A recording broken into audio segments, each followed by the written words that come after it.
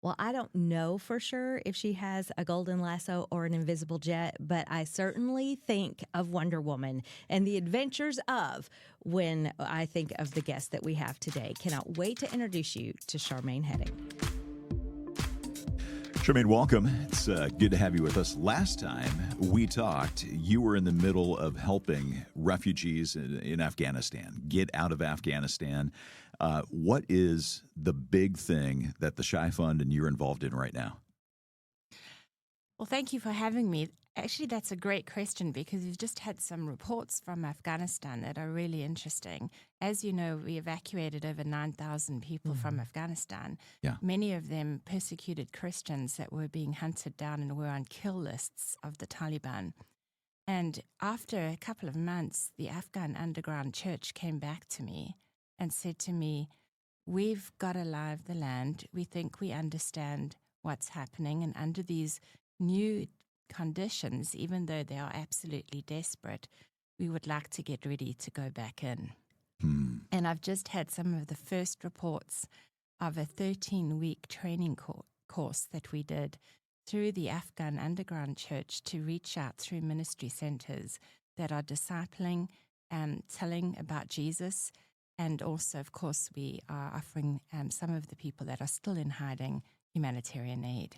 My goodness. These are things, Charmaine, that we really can't wrap our minds around. I've seen videos on the ShaiFund.org, and I see this happening in other parts of the world, and then I know my own life experience, and I'm like, they just don't add up. They don't equate at all. So when you're in Afghanistan, and the reason I called you Wonder Woman is because when you were sharing a couple of years ago? It was about 2, I think. Yeah. What you were doing there, you personally were going in to that country to extract the people that were being persecuted. And I just kept thinking, wow, how the Lord protects you through some of these adventures. It's not sci-fi. This is real life. Are you ever afraid when you're going into these situations? Yeah, sometimes we go in and sometimes it's better to obviously send teams in to do an extraction. Actually, in Afghanistan, we sent teams in, but in other places like in Iraq and Syria, where, for example, you had ISIS, or in Africa, where we've had Al-Shabaab, I have gone in to do the extractions. All I can say to you is that before I go in, I really pray a lot. And usually the Lord tells me how many days to go in and when I need to get out. And if I don't obey, bad things happen. Wow. Goodness. So obviously extraction in dangerous places is one of the things that you do, but the Shai Fund is doing a lot more than just that. So let's back up a little bit, kind of context, set the table. What does the Shai Fund do? What do you do every day?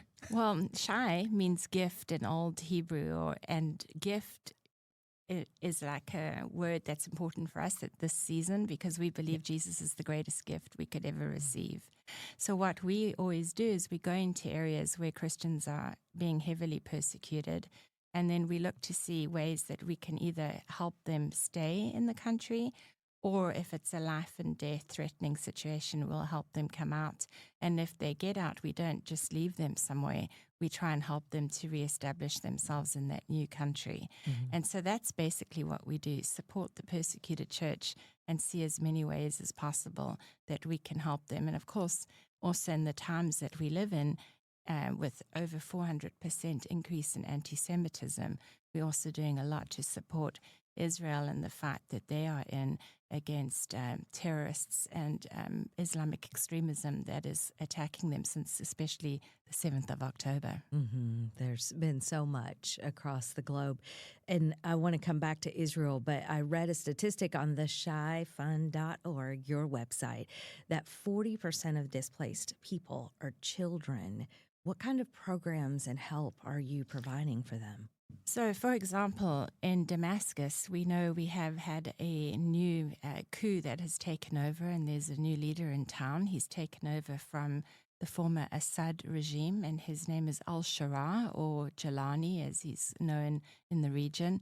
And unfortunately, since he's come in, we've seen an increase in radical Islamic activity, and one of those included someone from the government blowing up the Mar Elias Church in Damascus. And this is one of the main churches in Damascus, and there were over 300 people in that church.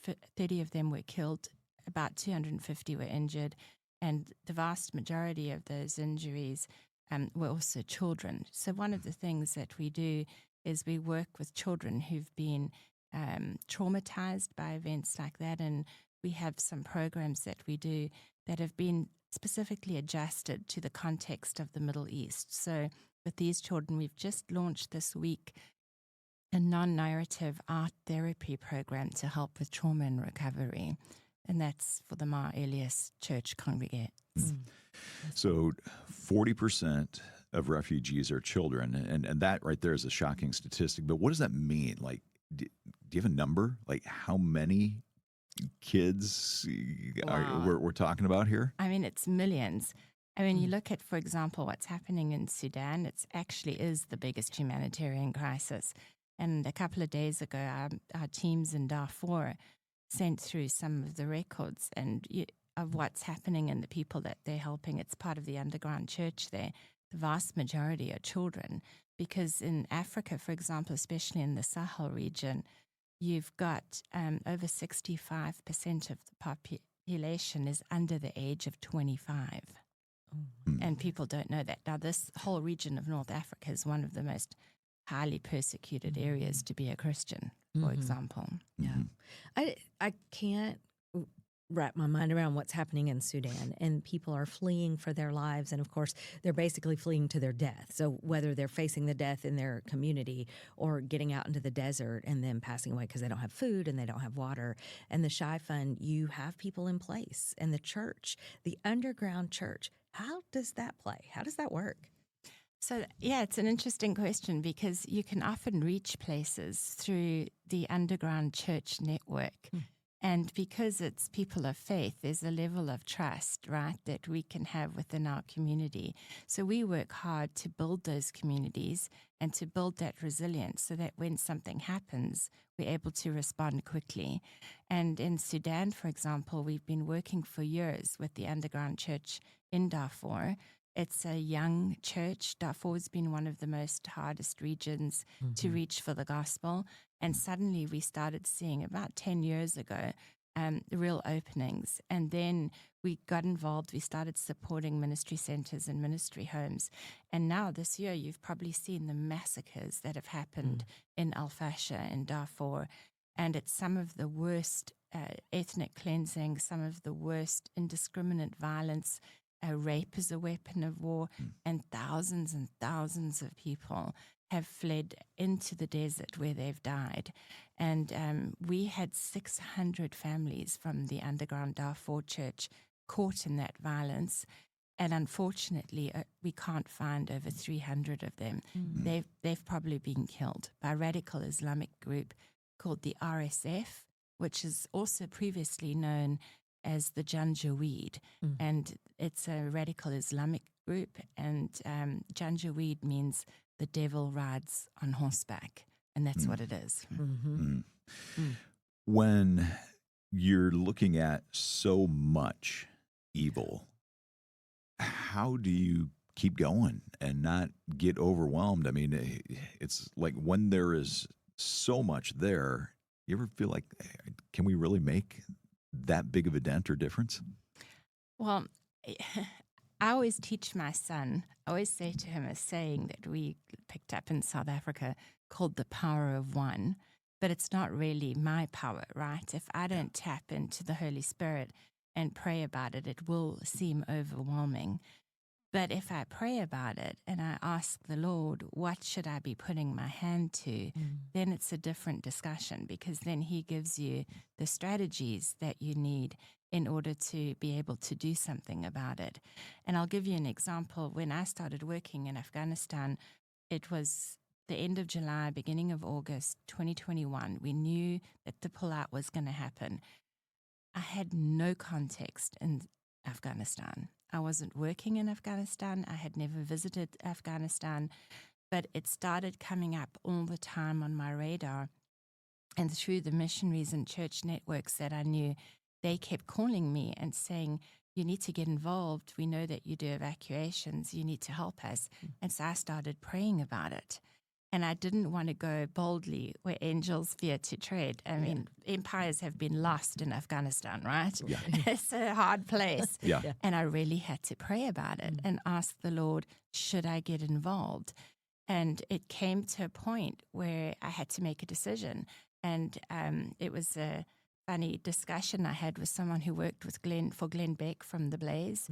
And they said to me, well, if you can brief us and let us know and we can raise the money, will you fill the planes? And I said to the Lord, should I do that?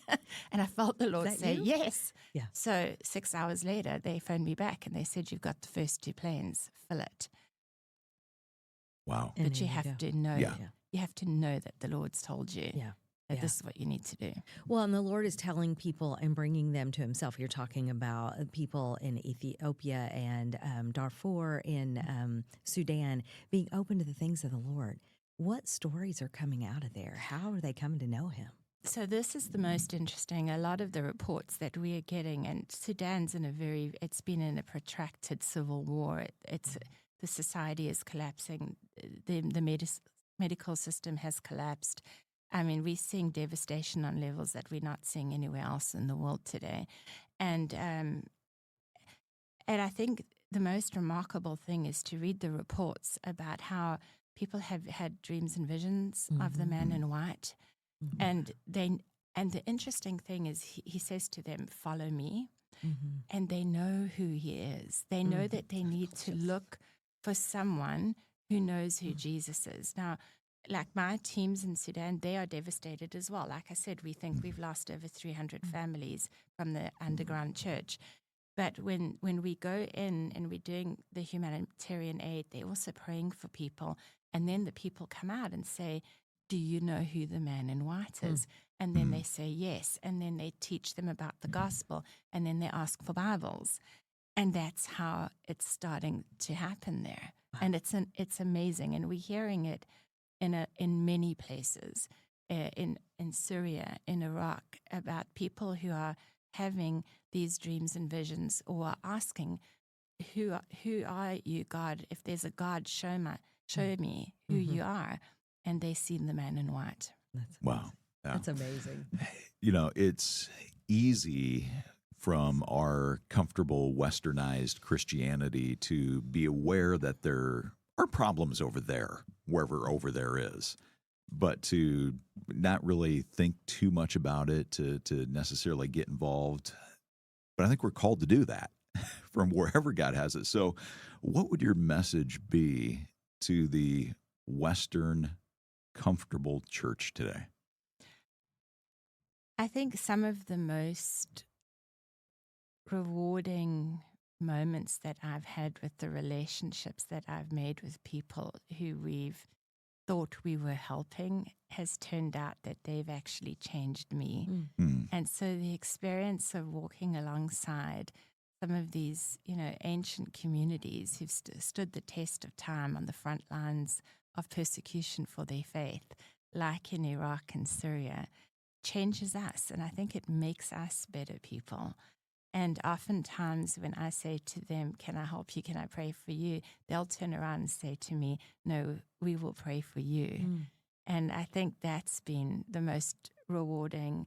And for the church today to get involved, it's something that will change how you see the world.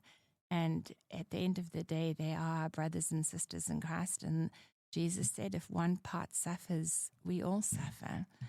And they are an extension of us.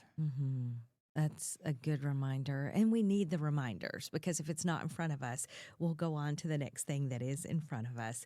You talk about faith and people coming to faith and seeing the man in white. What are you seeing when you're working in Israel? Israel's been really interesting in terms of, I know that some of the organizations that are working in ministry have said that the uptick in people searching online for who is Yeshua, which is the Jesus in Hebrew, or who is the Moshiach, the Messiah. And so people are really searching for God. And I think that in times of trouble to find a nation that turns and says, who is God? Can he be in my life? And turns towards him is ultimately the answer. And so we've definitely seen an increase in people searching in Israel. But at the same time, it's been really difficult in Israel because when you walk the streets of Jerusalem, you see old people with young children, and you don't see the age in between because everyone's fighting to defend the country. So a lot of people are doing 180 days plus of reserve duty in Israel, which has had a devastating effect on the families and the fabric of the community. But on the other hand, if everyone doesn't stand up and fight against what's happening and coming from these radical groups like Hamas, the terrorist organization that it is, or Hezbollah in the north, and if Israel puts down its arms, there will be no Israel. But if Hamas puts down its arms, there will be peace and prosperity, and Israel will have economic ties with them. And this is the difference between them and us who believe in the Judeo-Christian values. Yeah, there's a massive difference, worldview difference that, I don't know that we necessarily give a lot of thought to, but if we did, things, like you say, would look a lot different. But from, again, over here on the other side of the ocean, it's easy to read the news headlines and think, okay, there's lots of problems over there, and we could, we should probably pray about that. But I'm sure that there are some people who will watch this podcast, listen to this podcast, who'll say, but I want to do something too. Yes, pray, Always. But man, I want to get involved in some other way. So for people who want to support Israel, do something in Sudan, do wherever there is a crisis, is there a way for them to say, man, here's a part of the world that God has kind of laid on my heart, and yes, I want to pray, but I even want to do a little bit more. Yeah, and I think part of that is being informed as well. So, for example, on our website, www.theshaifund.org, you can go and you can look at the background. Why are we involved in this area? Why is it strategically important? The church we were first called Christians in Antioch. Why are we involved in that area of the world where Antioch is? Why are we involved in Syria and Turkey and Iraq, and who were the first apostles that went there? So you can find out some background about it, which helps you to pray into it. But then there's also options of different programs that you can do in order to sow into these communities. I'll give you one example. We've recently translated the Bible into Aramaic. And of course, Aramaic is the language that Jesus speaks, but the translations that were available before were all the old Aramaic, kind of like Old English, right? Okay. No one speaks like that anymore, and we certainly don't like to read out these and thous, yeah. right? Yeah. Exactly. And a lot of E's at the end of everything. Well, it was the same in Aramaic. And so we've now translated the Old Testament and New Testament into modern Aramaic, which is how the people and how the children speak it. And we're putting a Bible in every home in Iraq. And so projects like that, that can change the world. Yeah. You're going to raise the next generation. They can read the Bible, and they can have a Bible in their home, something they never had before because an old Aramaic Bible just stood in the church.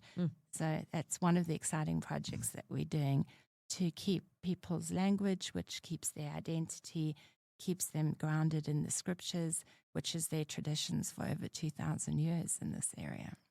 It's theshaifund.org, and SHAI is how you spell Shai. So if you're looking for theshaifund.org, you're connecting with the work that you're doing. Now, if I know the Holy Spirit will lead, and we talk about prayer and how key that is. You've just testified so beautifully of how you're not going in unless the Lord's directing that path. If you were to say today how we as the church could pray for you personally, what would you say? I think the greatest thing that we as the church need to be praying about this today is anti-Semitism and what's happening to the Jewish people. And we have just launched a massive program in the south of Israel to restore the communities and the buildings where the terrorist group Hamas destroyed and bombed that whole region. And I think this is one of the things that we as a church and we as a people and also as Shai Fund want to be able to respond to. How do we work to help Israel, to help the Jewish people, and also on a global level, how do we stand up and be counted and make sure that when we see anti-Semitism, we face it down? You know, we see the uptick of anti-Semitism in this country too, not just there. And so how would you encourage believers to respond if they are sensing, picking up on that? Maybe they've got family members who are believing some of the narrative, false narrative. And how would you encourage them to speak into that? Well, I think there's a couple of different levels that we're seeing. For example, one is in the churches. We see high levels of replacement theology coming back, which I never thought we would see. It's kind of weird where they believe that wherever you see Israel, you can just get rid of it and replace it with the church. And of course, we know that that's not true because Jesus is Jewish and he's coming back to a Jewish Jerusalem and the Mount of Olives, right? So the state of Israel has been spoken about, and the Lord is faithful to the Jewish people because that's how we know that he is also faithful to us, right? Yes. So if he can abandon one group of people, well, then I hate to tell you, he can abandon us too, but that's not what this is about. He's not going to abandon them and certainly hasn't because they've come back into the land of Israel. So I think that's the first thing, is to pray and support Israel and to make sure that when we have, you know, all of these allegations, like from the river to the sea, which is basically a genocidal campaign to get rid of, I mean, I don't even know if they know which river and what sea, but anyway, it's that we got to stand up against that because we don't believe in that. And then secondly, when we see it on our streets and on our campuses, imagine if we all did what Denmark did in World War II, right? When they said they want your Jews, hand them over, and we're going to put a yellow star on them, he said to the nation, everyone put a yellow star, and then you can see who you can take. Same thing. Yeah. Make your stand. Yeah. It's a good challenge for us, and there's a lot of things that we can do. And maybe you're thinking, but I don't know where to start. Well, check out the Shai Fund. And we're going to have the link in the show notes. So make sure you check that out, learn more about the Shai Fund and Charmaine. And so thank you for coming in. Yes. Thank you for giving us your time today, and really appreciate the work that you do, the faith that you display to us as you're out there on the front lines doing that.